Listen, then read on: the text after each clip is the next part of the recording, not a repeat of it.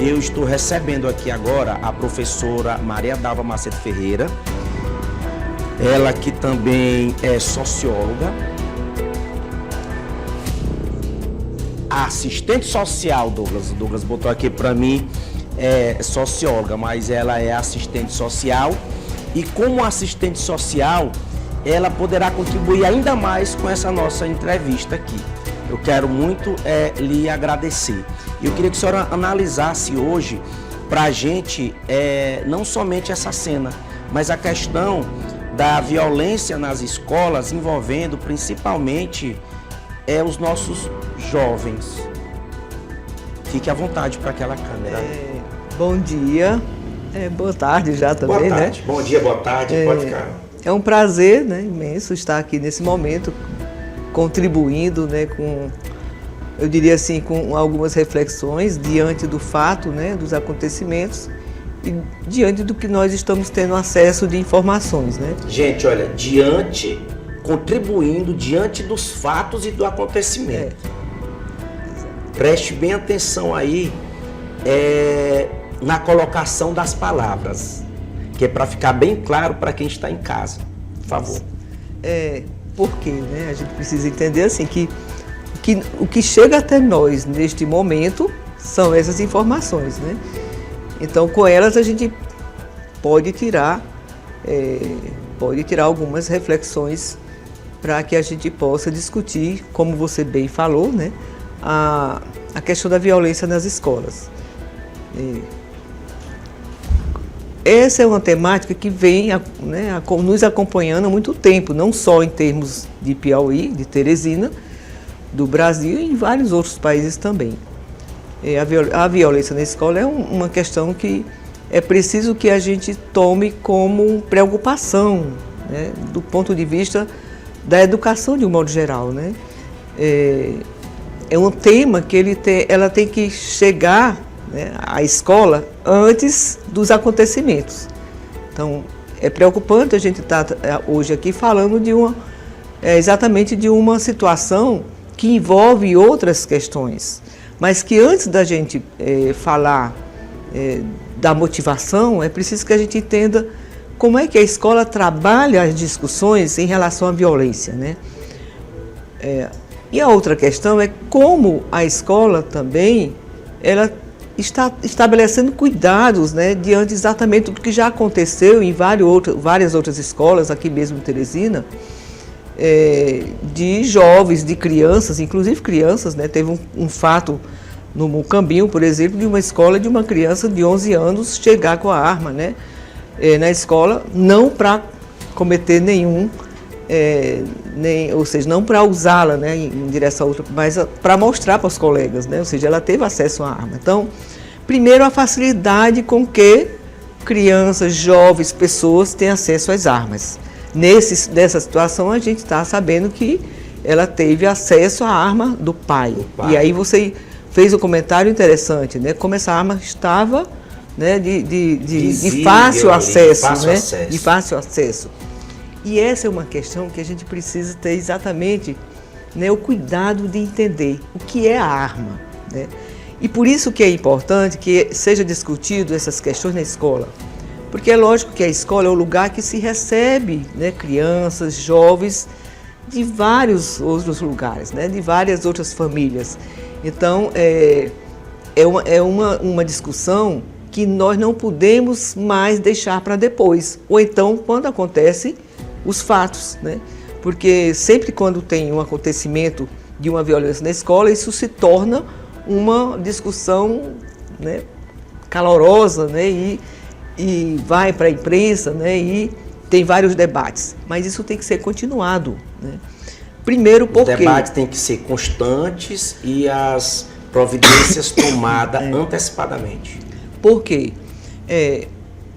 Sempre nós sabemos que as relações entre jovens, entre crianças, entre pessoas, elas podem ser conflituosas, podem ser harmoniosas, pode ter, né, diálogo e chegar a um consenso e pode não ter.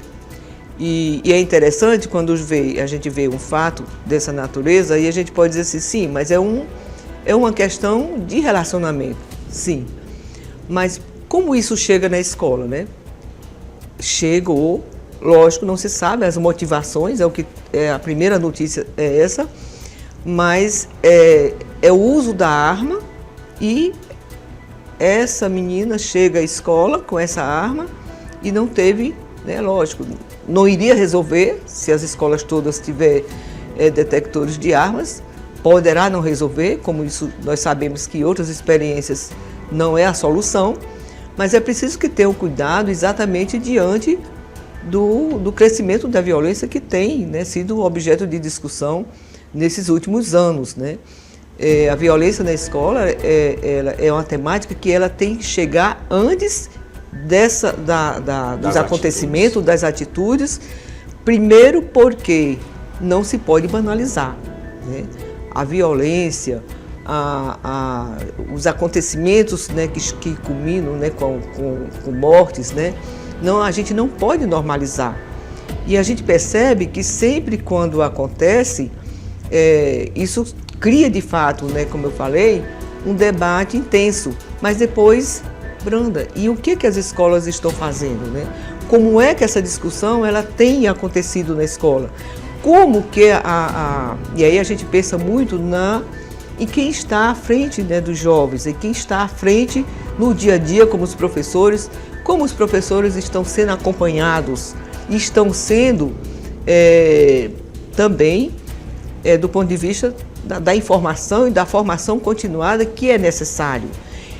Primeiro que nós sabemos que é uma mudança de comportamento, né, que a gente não pode dizer assim, não vai parar, mas é uma mudança de comportamento entre crianças, jovens, adolescentes, né, nesse mundo atual. Pronto, aí onde eu queria chegar, eu queria citar para a senhora dois fatos. Quando a senhora se refere no adolescente de 11 anos de idade, que adentrou a escola com armamento, a princípio era para mostrar, mas a gente não sabe o que poderia acontecer ali. Infelizmente aconteceu em uma escola ali no bairro Mocambinho, uma escola de periferia, e a gente pode dizer assim, não, porque é uma escola de periferia e é um menino que não é bem cuidado, enfim. E aqui aconteceu no centro da cidade, uma escola onde as pessoas têm um poder aquisitivo maior visivelmente, uma pessoa que leva arma, filha de um policial militar, que é preparado para lidar com as situações, porém, os tempos passam, os hábitos, as atitudes, e tipo eu com 14, 15, 16 anos de idade, eu não sabia o que era namorar, a gente se apaixonava, mas era uma ilusão. Hoje está tudo muito precoce. Como a gente deve lidar com essa situação em relação pai, mãe, filho, enfim, uma pessoa com... A gente não vê uma pessoa, um adolescente com um compromisso sério com o outro e chegar a um ponto de dizer, como está aí colocado na imprensa, dizer assim, ó, se você, partindo de uma jovem, de um adolescente, se você me deixar, eu vou acabar com a sua vida. Como a gente lidar com essa situação? Como fica a questão, a educação dentro ali de casa? Como pai, militar, armamento, filho, filha, como proceder com isso? Como a gente consegue conviver?